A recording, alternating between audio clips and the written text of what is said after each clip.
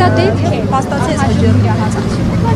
Այս հաշվետվողականության բացակայությունը ինչի մասն է խոսում։ Շատ ուղիղ ընդգծեցիք խնդիրը,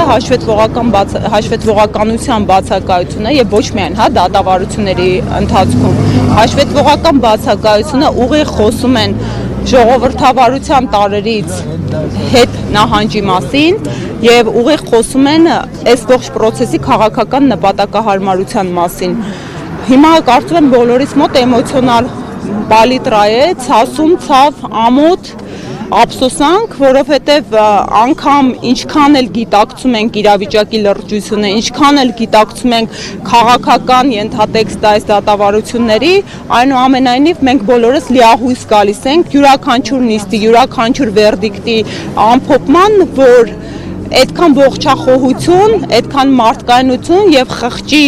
արդարադատության իրականացման ականատես կլինենք ու նույն սրբազանի պարագայում, ամեն դեպքում փոքր հույսի նշույլով եկանք, որ դատարանը չի գնա այդ հակաիրավական քայլին, որովհետև բոլորս էլ այս դատավարությունների ողջ ընթացքին հետևեցինք, բոլորս տեսել ենք փաստական առումով մեղադրանքի կողմի բոբիկությանը։ Այստեղ ընդհանրապես հանցակազմի առկայության տեսանկյունից է խնդրահարույց այս գործի առկայությունը, սկզբից մինչև վերջ այդպես էլ փաստական հանգամանքների առումով սրբազանի մեղքը, իրեն առաջադրված մեղադրանքը հավաստող որևէ փաստ, վկայություն չի ներկայացվել ու կրկին նշում եմ, այս մեր հայոց պատմության հերթական ամոթալի էջերից է, իմ անձնական ցավն է, որ այսօրվա դրությամբ մեր երկրի հարգարժան սրբազաններից մեկը իր հայկական ծագումնաբանության Հեկումյանների, Հաջապահյանների հետնորդը, ժառանգը այս պահի դրությամբ պետք է ազատազրկման տեսքով պատժատեսակի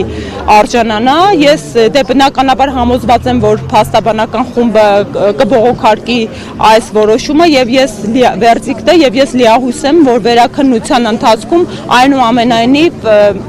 բարձր դատարանները կմնան իրենց բարձունքում, ինչի համար իրենք գտնվում են այդ վայրում, այդ աթոռին, կառաջնորդվեն օրենքով եւ իրենց խղճով եւ այս խայտառակ վերդիկտը այնուամենայնիվ կմերժվի։ Շնորհակալություն։ Նմանապես։